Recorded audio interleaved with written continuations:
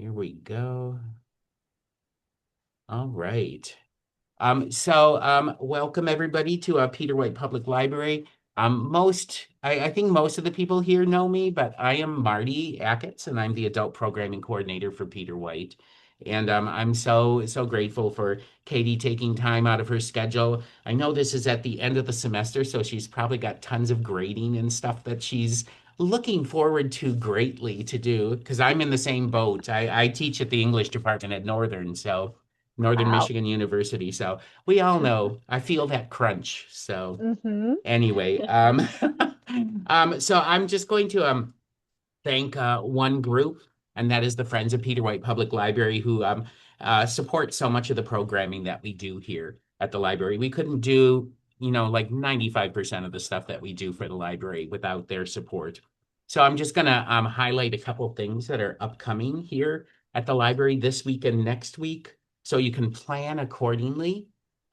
We have on Thursday night, we have John Smolens, who's doing a book launch reading. He just released his new book, which is a collection of short stories called Possessions. And he's going to be here at the library on Thursday, this Thursday, December 4th, from 6:30 to 7:30 in the community room. That will also be live streamed for those of you. If Katie wants to tune in and watch it, she can. Great. Yeah, and we have a couple musicians who are going to be part of that as well, Bill Hart and Mark Johnson. So that is Thursday. And then on Saturday, we have what we are calling the Poetry Palooza, Northern Michigan University's MFA Poetry Student Reading. So this is an end of semester thing. It's their workshop. And now they've polished their poems and they're going to be reading their poetry. So I'm very excited about that. That's on Saturday at 1 p.m. in the Heritage Room. And for you music lovers out there, I don't know if this is, well, I don't know if music lovers would like this or not. We have Tuba Christmas on on Sunday, starting at 1:30 p.m. This is going to be at the Marquette Regional History Center, but we will be live streaming it via the YouTube page at on for Peter White Public Library. So you have two opportunities. You can actually go to the Regional History Center, or you can sit at home in your pajamas and watch them. So on Sunday, starting at 1:30 p.m. And just a warning, when you get 50 tubas in an enclosed space, it's very loud. So just be prepared for that. Um, and then next week we have a couple really wonderful events coming up. A book launch reading. We have Suzanne Sunshower, who just released a new book of poems called Still Wild Poems from the Bear Shack. And she's going to be reading Tuesday, December 9th at 6:30 p.m. in the community room.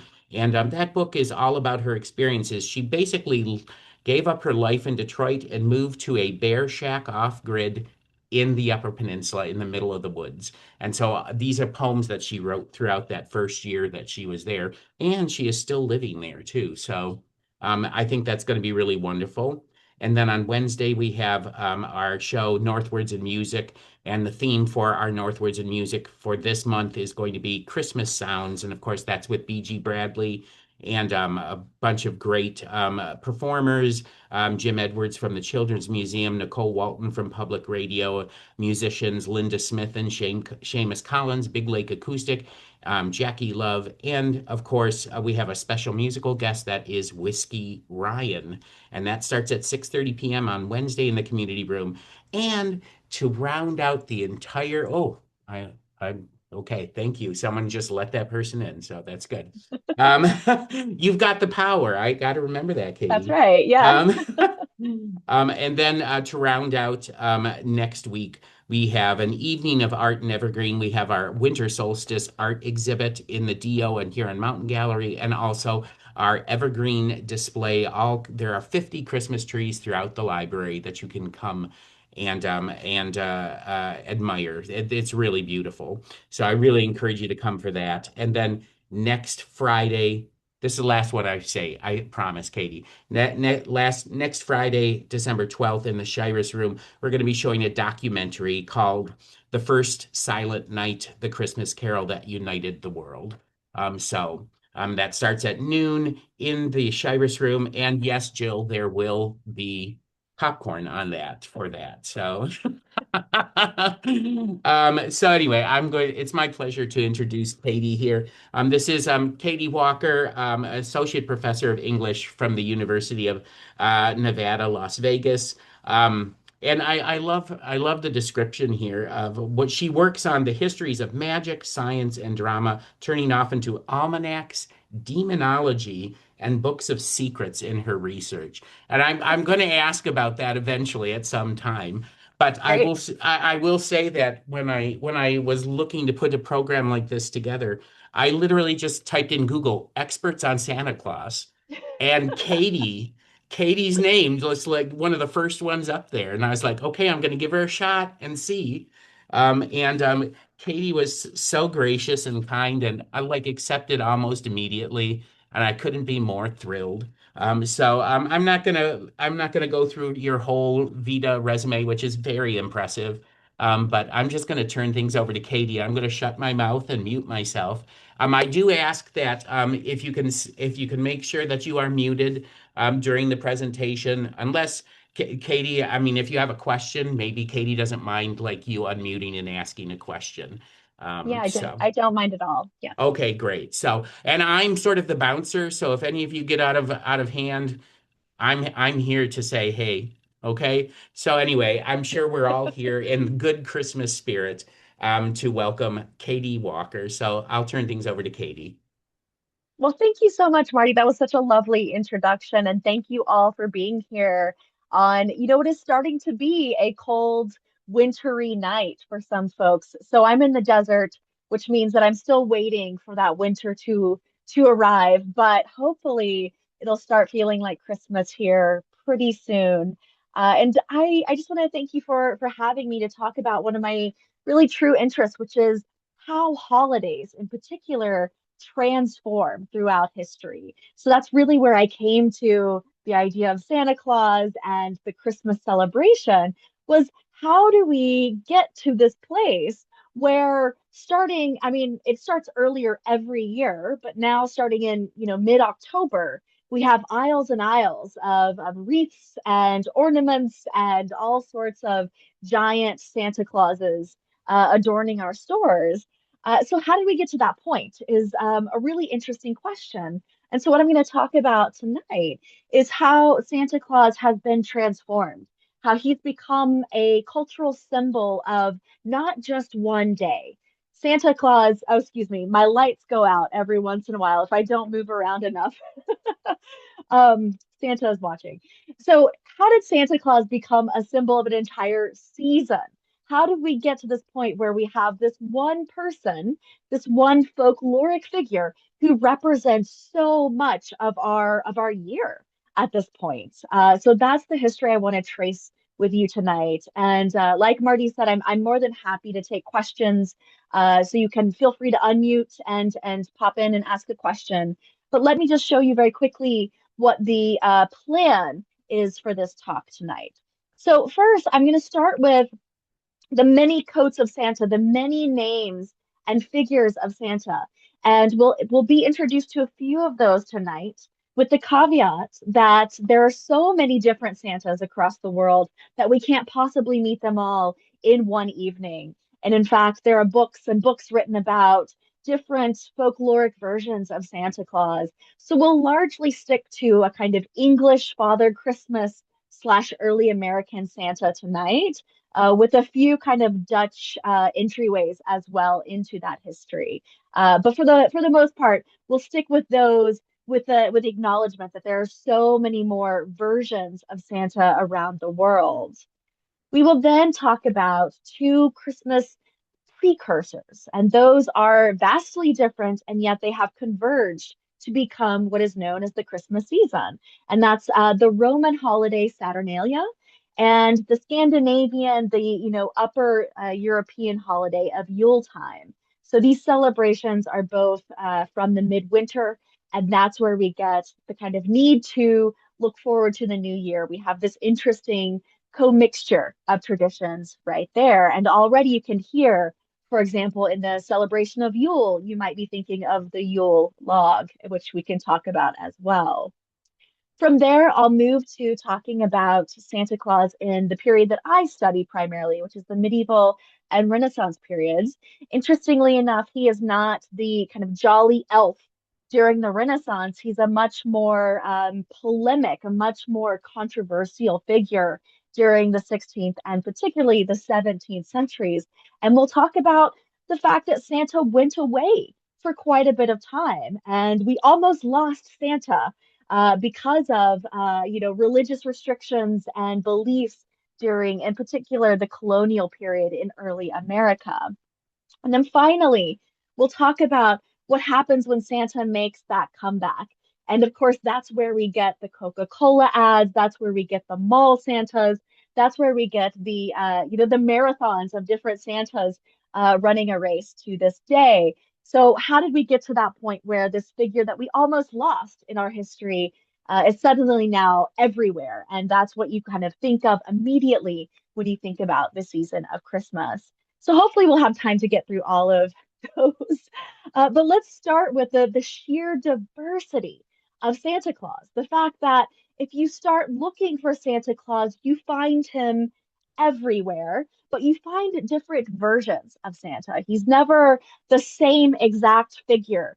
Even if we move from, say, England to America, there are subtle differences between these different figures that we identify with this season.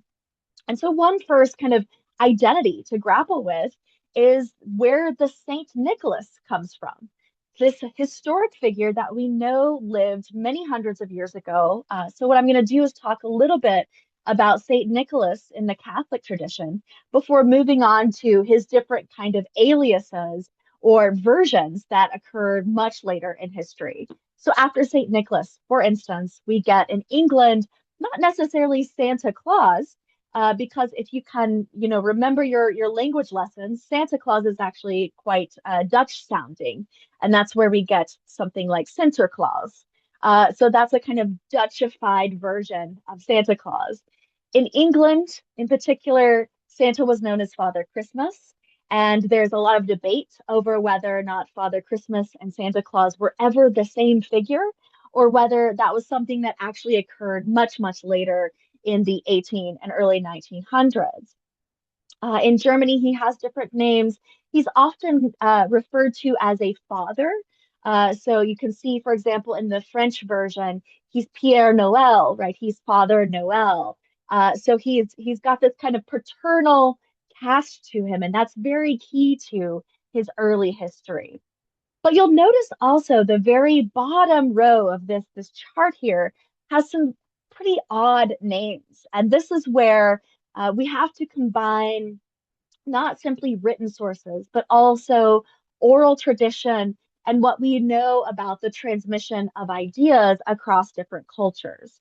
So the first name here might surprise you, but that's Odin from Norse mythology. So that's the god who, if you recall, has one eye. He's associated with being kind of all-knowing.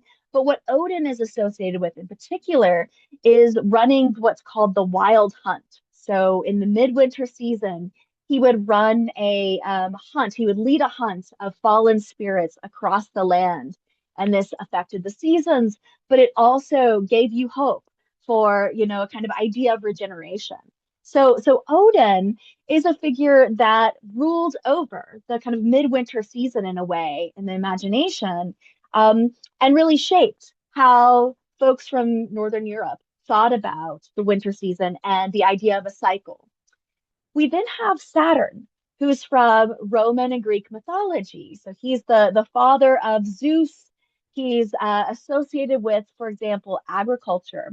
But Saturn was also acknowledged in Rome, in ancient Rome, as a figure who kind of rules over, looks over the midwinter season as well. Saturn, as the god of agriculture, as a god of time, helps us look forward to and anticipate the spring. So these figures are certainly pagan figures, meaning they're not Christian.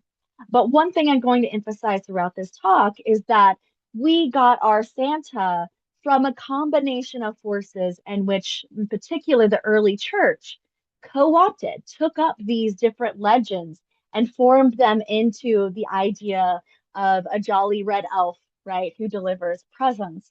So that history is a very long one. It's a contentious one, but it's fascinating that instead of saying, for example, that Odin and Saturn are these evil beings, rather early Christians said, well, we can keep them. You don't have to lose these figures, but we're going to wrap them up into a part of our traditions as well. So there's a really interesting mixture of ideas that occurs over thousands of years, essentially, to the point where we now have our Santa Claus. And these are, again, just a few of the many, many names that you can apply to this figure that we now call Santa. But let me start with St. Nicholas of Myra, because this is a really fascinating, legendary figure. We do know that there was a person named St. Nicholas, and that is all we really know for sure. We know that he lived in Myra, he was a bishop, that's modern day Turkey. And that is essentially all we actually know for a fact about this figure named St. Nicholas. But what is delightful, I think, is that he acquires these different legends. So this is, for example, from a 13th century Russian painting of Saint Nicholas, where he's very stern looking. He's a holy man. He's very serious. But eventually, this Saint Nicholas figure is going to acquire some of the characteristics of our modern day Santa. So we get there through interesting pathways. And here, just very briefly, is another image of St. Nicholas. Now, because he's a bishop, he is wearing robes, and that's quite important. That's where we perhaps get some of the costume of Santa, and perhaps that's also why our modern day Santa is wearing red, because bishop robes were often red. And so you can see perhaps there's some early Santa-esque elements in St. Nicholas. But there are two legends that I really want to highlight with St. Nicholas that speak to the power of mythology to shape a particular figure and then subsequently an entire holiday. And so one of these involves St. Nicholas and what's called the three dowries. This was the idea, or this was the supposed story, is that there were three young women and they couldn't afford to be married. To be married, you needed a dowry to pay to the groom, and they just did not have this money. St. Nicholas is walking about. He hears these three sisters bemoan their fate. And as a very charitable man, he tosses a bag of gold into the window 3 nights in a row, right? So he provides a dowry for each sister 3 nights in a row. Now, to tack on to that legend, supposedly the three sisters were also drying their stockings over the chimney. So when St. Nicholas throws the bag of gold in through the window, it just so happens beautifully to land in that stocking over the hearth. So that's perhaps where we get the legend of the stockings. And it does make for a really, really nice story. And so this is where Saint Nicholas becomes associated later with the idea of charity, with the idea of giving freely, and of not caring about one's own possessions, but providing for others. But of course, it doesn't stop there. The legends get a little weirder. They have to essentially get a little bit more strange. So we also have another legend attached to St. Nicholas where he comes across an evil butcher who has, in fact, killed three young boys. And the butcher is trying to hide his crime. St. Nicholas discovers it, and he magically, through his divine powers, puts the boys back together again. They come back to life. And as punishment to the butcher now is required to help St. Nicholas deliver presents every year. So here is where you might recall that sometimes Santa in history is associated with and perhaps accompanied by a particular helper. And usually, and this is what I find really fascinating, that helper is an evil figure. So you might think, for example, and we'll talk just a little bit about this fellow in a minute, the figure of Krampus, who is demonic. He looks like an animal. That legend or that figure arises from the fact that you can't have a disciplinary figure in your Santa Claus, right? Our Santa Claus, the most he does today is he has a naughty and a nice list. But throughout history, it was more convenient to have a separate figure tracking those naughty kids. So the butcher in this legend becomes the kind of evil helper of Saint Nicholas. And that legend allows for Saint Nicholas himself to be purely good, to be purely Christian and on the side of the good here. So finally, just a quick last note about Saint Nicholas.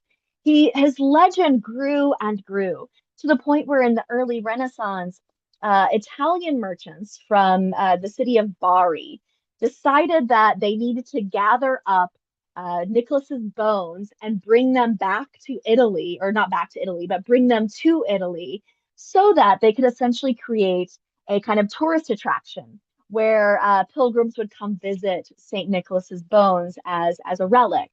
So in the kind of early Renaissance, they go to Turkey. It's a very dangerous mission, supposedly, because Turkey is now being ruled by the Persian nation. They get the bones, they bring them back, and they build this entire huge church that is still standing today and still has a ton of pilgrims visit the supposed relics of Saint Nicholas. Now, a few years later, Venice, the Italian city of Venice, claims that they too went and got St. Nicholas's bones. So it's very unclear who has St. Nicholas's bones. But certainly, if you go to Italy today, you can find several places that claim to house the sacred remains of St. Nicholas. So let me talk very, very briefly about why we also have these other holidays that get wrapped up into our Christmas season. And like I said, those are Saturnalia and Yule. So Saturnalia was a holiday in ancient Rome that lasted, depending on who was emperor, it could last for a week, it could last for 2 weeks, but it was a time of almost utter debauchery. It was a time when all of the normal rules of society were released or were laxed at the time, so that you had massive parties, you had massive feasting, and things like gambling. And in fact, in this image here, what's so fascinating is you actually have women gambling, and that would have been very shocking to Roman morals, except during Saturnalia. So Saturnalia typically started around December 13th, perhaps a little bit earlier, but certainly it spans the dates over which we now celebrate Christmas.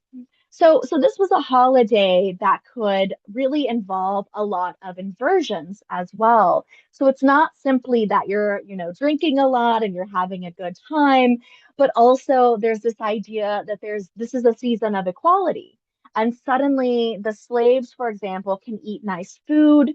You had this idea that there was a king of misrule, basically a jester who becomes king for the day. The idea that the kind of social order that is so important to the Romans can temporarily be relaxed. So this is wonderful. This sounds like a really great time. But you can see, obviously, from this later painting that things could also very much get out of hand. So when the early Christians started to gain prominence, so the first few hundred years of AD, they come across Saturnalia. And one thing they have to decide is, what are we going to do to convert people away from pagan religions that celebrate things like Saturnalia? And interestingly enough, within that kind of span of holidays, on December 25th, there's also the celebration of Sol Victus, so the sun god. So how, early Christians asked, do we bring in folks to convert if they have such a great holiday here? So the answer is not to like the Puritans would say, just completely ban all fun, but rather to gradually co-opt this holiday to say, yes, we can celebrate through, for example, a large feast, And we can certainly have things like holly and evergreens. And most importantly, we can say that this is a time to look forward to the arrival of spring, right? That this will be a time that we can acknowledge that the winter is not going to last forever. But what we're also going to do is we're going to say that this is a season to celebrate the birth of Christ. And one thing that's really, I think, surprising in this history is that there wasn't a kind of consensus about when to celebrate that day until around 300 AD. So several centuries after Christ had died, that's when early Christians landed on a date to celebrate Christ's birth. And of course, the Bible doesn't tell us a precise date. There's a lot of controversy over when that actual date is. But it is interesting that the early Christian church picked the day where you had a birthday for the celebration of the Son of God, right? Or the sun god in the Roman tradition. So that was deliberate and it made a lot of sense. And of course, it worked fantastically because not very long after this, you have even a Roman emperor, Constantine, convert to Christianity. So that those forces move in a way that really works for the early Christian church. So another tradition that the early Christian church encountered was the idea of Yule season. And this is from Northern Europe, and that's of course a place where it's the winters are very extreme. So what happened was that, harvest time was quite early in the year. You had to, for example, kill a lot of animals quite early because you couldn't feed them all throughout the entire winter. So you had this sudden kind of time where you had a lot of food and you had to figure out what to do with it. So, of course, they would do some things like, cure some meat and try to preserve as much as they could, but nonetheless, there was going to be an excess. Now, sometimes that excess fell quite early, so mid-November, but sometimes it fell a little bit later. And so when early Christian missionaries came across these cultures that were celebrating a kind of large winter feast of abundance, they said, okay, this looks like animal sacrifice or this looks dangerous to us, but how can we flip the script? How can we make this a kind of honoring of our God, right? And so they did that through several ways, in part by encouraging a kind of shift in how you understood, for example, Odin and the other Norse gods, but also, of course, in using those celebrations to acknowledge that Christ is the one who's going to bring about a new season of spring. Now, just a quick digression has nothing to do with Santa Claus, but I love this story. It's about the Yule log. The reason we still love the Yule log is it's a very ancient tradition where you would bring in the largest log you could possibly find, and you would hopefully light it with the remnants of last year's Yule log. And this was a kind of fortune telling device because however many sparks came off of that Yule log, that would predict how abundant your upcoming year would be in terms of cattle or crops. So the Yule log was taken very seriously as this object that highlighted what might occur within the next year. And so it became a very sacred type of object in the home. And of course, it represented the fact that you can look forward to a time again of plenty. So those two customs or holidays or even seasons combined in really interesting ways. And of course, by the time we get to the Renaissance, it's still a big party. The Christmas season is still a time of festivity, and it's celebrated as a place, or excuse me, of a time of again enacting charity, but also letting loose and breaking some of those social rules.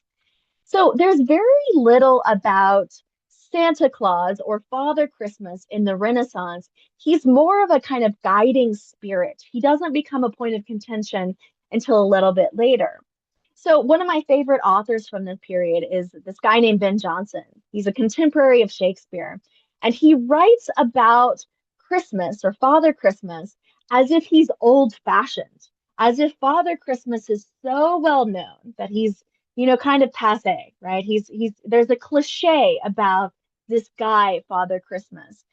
So in Ben Johnson's description of this guy who comes on stage, everything that Santa is wearing is old fashioned. It's out of date. It would have been embarrassing to see somebody dressed like this.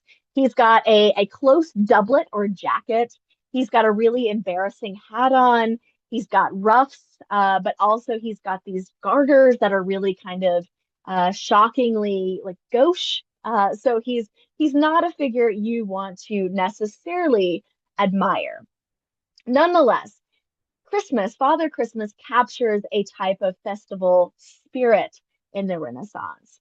And it's one that the Puritans start to protest against.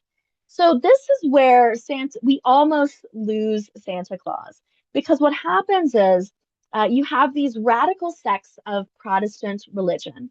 And what they want to do is they want to shed the church, especially the English Anglican Church, of remnants of Catholic practice. And so, of course, the Catholic saints come under that charge, right? The idea that there's a Saint Nicholas, that's a problem for some Protestant groups. So this grows, this controversy grows to the point where England has a civil war, and it's led by this guy right here named Oliver Cromwell. So we're talking 1640s at this point. So the Puritans eventually gain power. They win the Civil War. And one of the things that they disown, that they try to utterly erase, is the idea of Christmas itself. And of course, St. Nicholas or Father Christmas comes in for critiques in that moment. And this just gives you an idea of what the Puritans are fighting against. This is a Renaissance representation of a kind of feast of St. Nicholas. You can see that it's a little bit boisterous. There's a bunch of children. There's a lot of food. It looks quite fun, except I think in this image, one child has actually received a Switch as his gift.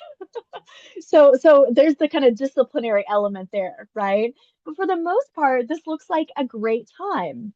And this is what the Puritans are protesting against. So here we have a woodcut from that same period, and it represents this debate over Father Christmas. So on the far left side on my screen, there's a Puritan, and he says, "Keep out, you come not here." But Santa Claus is in the middle, and he says, "Oh, sir, I bring good cheer." And then on the right hand side, you have a royalist, those that are in favor of keeping Christmas, and he says, "Old Christmas welcome, do not fear." But this kind of very simple woodcut represents the controversy over Saint Nicholas. And here's just another image of Father Christmas in a very early rendition, and the debate over whether or not those soldiers who are crowding in are threatening the very idea of Father Christmas, right? Should we keep this fellow who represents cheer, even if he is a little old-fashioned, even if he is a little too boisterous? And that this is where you see England kind of negotiate its own culture. So what happens is England becomes royalist again. They get their king back in the late 17th century, but a lot of Puritans come over to early America. So colonial America is a different picture. And this is why I have a slide that says Christmas almost doesn't cross the Atlantic.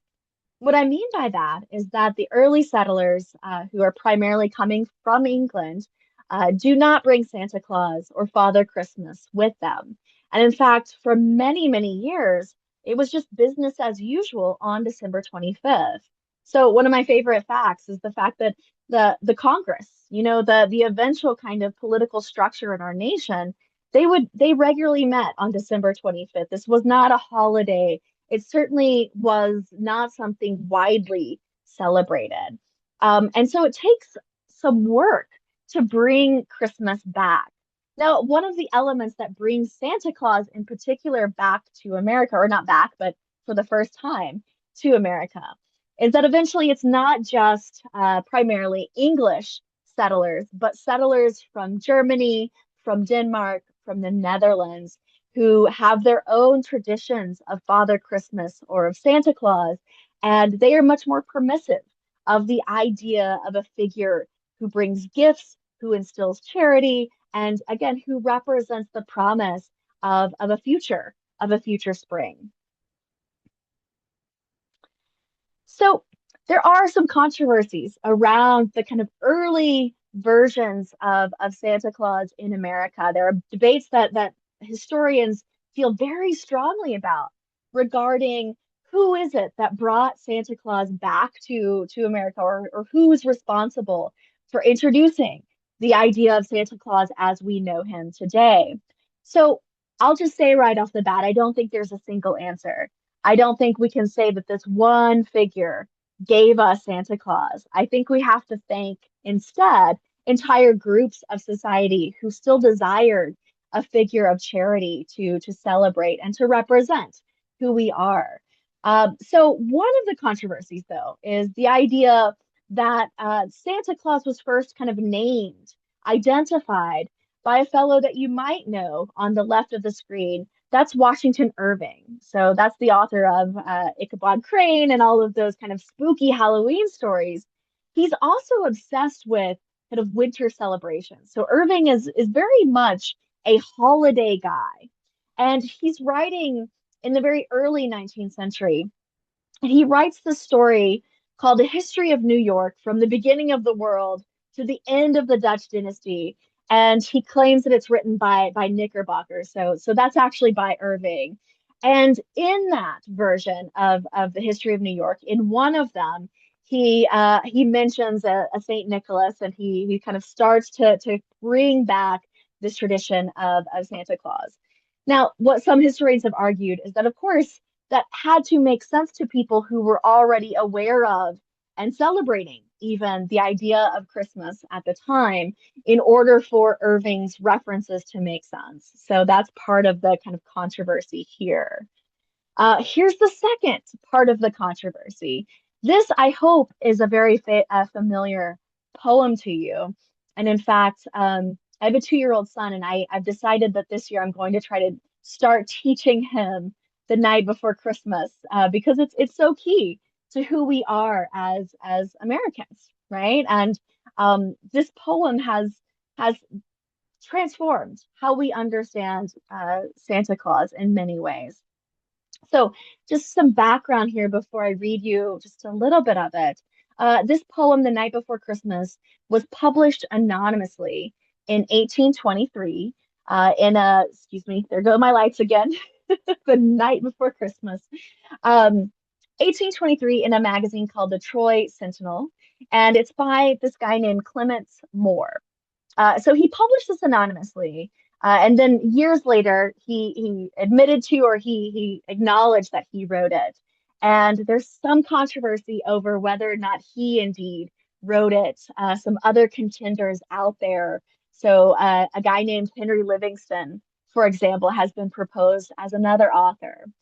But whoever wrote this poem, this is again the early 19th century, we have a really vivid image of Santa Claus here in an immensely powerful poetic form. So whoever wrote this, no matter what, this shaped in so many ways who our Saint Nicholas became. So he says, and by the way, sorry, this poem also is not actually called The Night Before Christmas. It's called A Visit from St. Nicholas. So interestingly enough, I've been calling it the wrong thing for many, many years. But this feels familiar. This Santa Claus seems, at least to me, a little closer to our own Santa Claus than, say, the medieval versions, or say Odin or someone like that.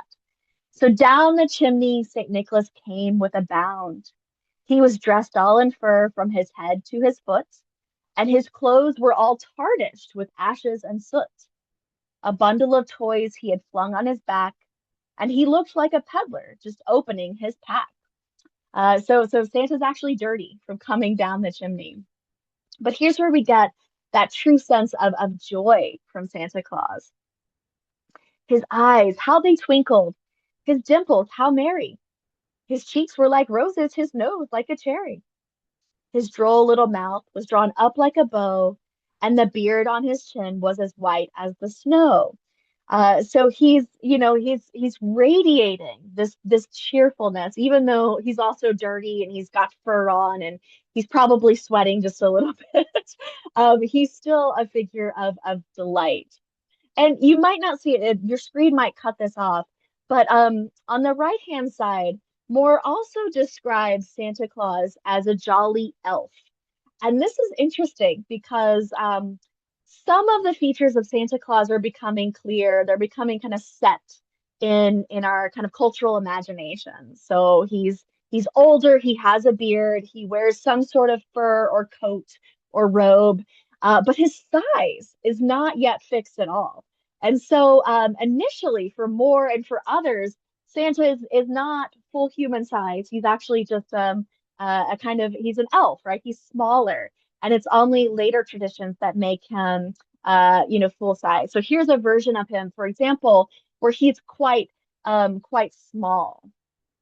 This is from the Victorian period. So, because of Moore's poem, because of Irving, and a few other folks in what's called New Amsterdam, right? The early kind of New York historical society folks, we get this revived interest in this figure. And so sometimes he's called Saint Nicholas, and sometimes he's called Sinterklaas, and sometimes he's called Father Christmas. But here's where we actually see these figures start to become much more into one. They start to be rolled into one, right?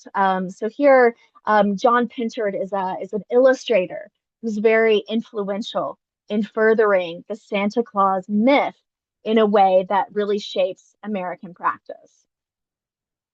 Thankfully, because in early America, printing is so important, we get a ton of really beautiful examples in the early colonies and later throughout the 19th century, where Santa starts to look very similar to other versions of Santa here.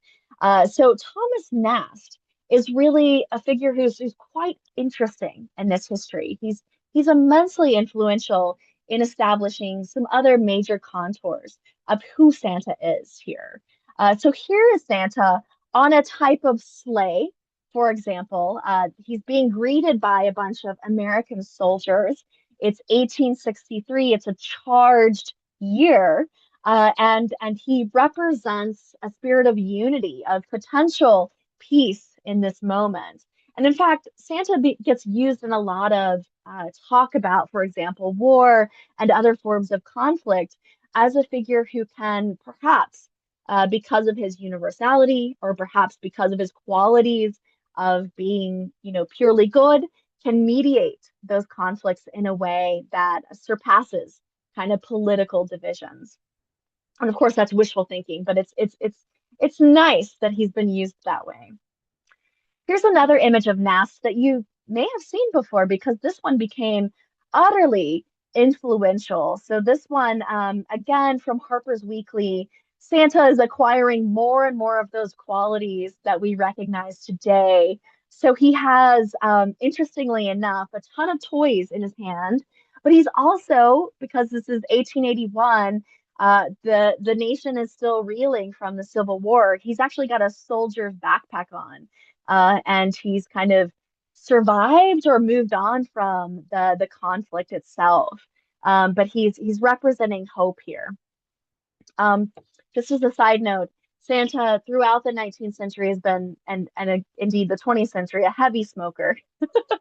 A lot of versions of Santa Claus to this day cut that part out, but for a big part of his history, he's much a fan of tobacco. Very quickly, I want to just jump over back across the ocean to Victorian Christmas, simply because they really celebrated Christmas in a way that was commercialized and that has shaped a lot of our traditions. So I'll just give you a few examples here. This on the left-hand side is an image of Queen Victoria and Prince Albert and their many children celebrating underneath a Christmas tree. Now, interestingly enough, Christmas trees used to be small. They used to be able to fit on a small table. But as we kind of became more commercial, as the Industrial Revolution took took more force or gained more momentum, we needed bigger trees to fit bigger presents under those trees. So this image here was printed in the mid 19th century, and suddenly, the idea of Christmas as a kind of holiday of the family became so important. It became the key to the holiday. It was no longer about these huge feasts. It was no longer about going out and having a giant party. It was now suddenly, because of Queen Victoria and because of Victorian culture, about the family. And so you can see how Father Christmas would fit in perfectly with that narrative. He's being tamed in a lot of different ways.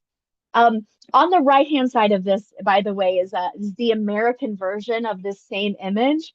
But what I love about it is they've Americanized the image in certain ways. So, for example, Queen Victoria is no longer wearing a crown, and you can't quite see it, but they took the mustache off of Prince Albert because that was too British, right?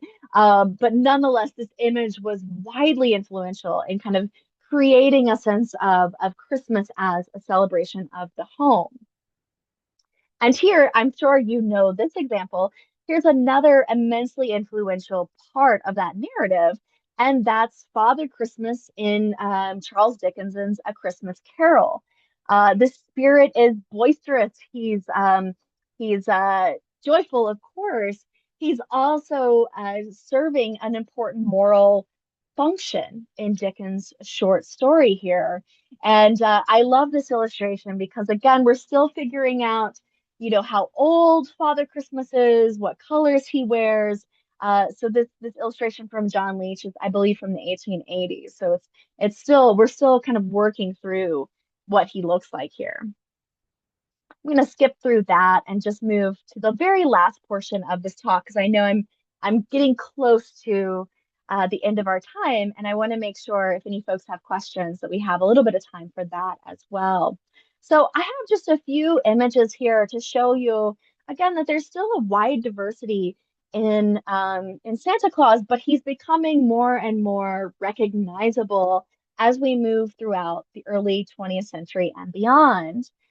So this particular image I love because this is the author of The Wizard of Oz, right? But Mom also wrote Christmas stories as well. So we can see Santa going down the chimney with the pack of toys. Santa becomes important during wartime. Like I said, he can become a symbol of peace or a symbol of particular kind of national directives. Of course, you might recognize too Santa's image from Norman Rockwell's very, very influential kind of depictions of Santa as a figure who's trying to uh, cross the entire globe, right? That legend that Santa flies around the entire globe here. Rockwell is influential in establishing that as a key piece of the Santa lore. And then, of course, you would also recognize the Coca-Cola. Haddon Sundblom is one of the most famous illustrators of the 20th century and was absolutely responsible for kind of creating a very cheeky Santa, a Santa who might pet a dog, certainly goes through your fridge, gets your Coke, right? um, these images became so highly kind of imbricated with the Santa and Coca-Cola that now to this day, I think a lot of what we envision around Santa Claus has to do with Sunblom's in particular imagery. Here's one of the kind of earliest versions of the mall Santa, right? Santa shows up in the places where conveniently we're also buying presents. And this, of course, was a way to get children really excited about the season. It was a way to get them to spend even more time in the department stores. We think this practice, by the way, began quite early, perhaps by 1830s or 1840s, but certainly it was standardized in the early 20th century. And, to this day, of course, you have Santa in almost every mall. And certainly places like Macy's still make that a very big part of their entire branding, right? And that's a tradition that goes very far back. Santa starts to shape our music, of course. I could have cited so many examples here. I just picked I Saw Mommy Kissing Santa Claus, but there's so many more examples of how our music industry has been influenced by Santa. And then just to wrap things up, I thought it would be fun to talk about some of the anti-Santas, the not quite Santas, and yet figures who have popped up around this legend. And so some of these are a little grotesque. So this is a very early rendition of Krampus, that figure that was thought to accompany either Father Christmas or Santa Claus, or sometimes even just the spirit of Christmas, like this young woman is in this illustration. Krampus brought in switches and coal and other threats for those naughty children. So you can think about how convenient it would be to have the idea of Krampus, right? Your children are acting up, and you say, if you're not good, Krampus will come instead of Father Christmas, right? But it is interesting to me, just personally, that he's so demonic, that he's so frightening. And in fact, to this day, there have been horror films made about Krampus. And you can see this is an early 20th century, believe it or not, this is a Christmas card. Somebody sent this to their family and friends as a here's the bad child being stuffed into Krampus's basket, and the good child is being rewarded with fruit here. So here's another version of Krampus, but he's being shadowed by Saint Nicholas. So Saint Nicholas has nothing to do with the punishment, right? He's the good figure, and that's Santa's role here. Um, Santa's only version of punishment to this day is to kind of have a naughty or nice list, right? But that's very tame compared to historical examples. Um, Unfortunately, there's also examples of racism in this tradition. And so one of those to this day is celebrated in the Netherlands, and it's the figure of what's called Black Pete. And so Black Pete takes on the same role that Krampus does in these traditions in the Netherlands, where the idea is that Santa spends most of the year in Spain, and once a year, he comes to the Netherlands from Spain to deliver his goodwill and his presents. And he's always accompanied by Black Pete. And this is related, by the way, to the tradition, or not the tradition, just the fact that Spain had individuals who were called Moors, who were black, who lived in that area at the time. So you can see how that tradition was translated into this idea that St. Nicholas has a helper, but in particular, it's a helper who is identified by his race. And that's essentially his only function, is to be the kind of polar opposite to St. Nicholas here. But fortunately, we also have more fun versions of anti-Santa, and these I really revel in. So the Grinch, of course, the Scrooge-ish characters, right, who dislike Christmas but are nonetheless fascinated by it, who somehow know a lot about Christmas. These figures also have, in many ways, shaped who we think Santa is, and of course, who he is not. This one is my own favorite as well. This is from the movie The Nightmare Before Christmas by Tim Burton, which kind of combines Halloween and Christmas lore, where the figure of Jack, he's the spirit of Halloween. He wants to kind of take over the monopoly on Christmas that Santa has here. So I think that's going to be it for me, and that just leaves us with a few minutes for questions if folks have any. Um, you can, yeah, and you can always, by the way, shoot me an email if you would like, and ask follow-up questions there too, or whatever. But thank you for listening. All right. Thank you, Katie. Yeah, if anybody has any questions, you can unmute yourself. You can put them in the chat if you want. Katie, I have one question. The figure, I know because I read an article a couple years ago how the figure of Black Pete in the Netherlands became very Mm, controversial, where people wanted to outlaw him and everything like that. And then like there was this whole groundswell of no, you can't take away Black Pete from the in yeah, that country too. I mean, I find that yeah, so interesting that it's obviously a symbol of racism, and yet people still want to embrace it in the yeah. Netherlands. Well, what they argue, that's absolutely right. What they argue, the folks in favor of Black Pete, is that it's not. So there are a lot of folks in the Netherlands who will put on blackface, right, Hmm. as part of this tradition. They argue that it's soot, that it's from going down the chimney, and that it has nothing to do with race. And of course, that has everything to do with race, Hmm. right? And so an important reminder, I think, that our traditions are not always innocuous, right? They're not always Hmm. innocent. And that we should, I think, fight against certain traditions that are harmful, Christmas to me, by the way, should be whatever your faith is, wherever you are in the world, it should be a moment of community. And so anything that excludes individuals, I think, is anti-Christmas, right? Hmm. Yeah. Yeah, I just found that that's so interesting that an entire country was, well, a portion of the entire country was trying to convince people that no, this isn't racist. Hmm. It's just tradition. I mean, we see that all the time though in history throughout history, where people try to justify those kinds of Right, things. Um, right. because it's tradition, and just because it's tradition doesn't necessarily make it right. Right. All right. I agree. Um, and by the way, Nightmare Before Christmas, my daughter's favorite, like Christmas movie. She loves that. And I loved it because I always talk of it as a bridge movie. It's this bridge movie in Mm, between, the October and then moving into Christmas. But I also loved it it really because is.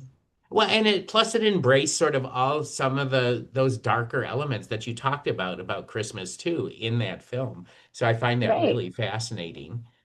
Yeah, Um, no, it's one of my favorites too. It's clever in a way that I think a lot of Christmas movies, let's be honest, are less creative.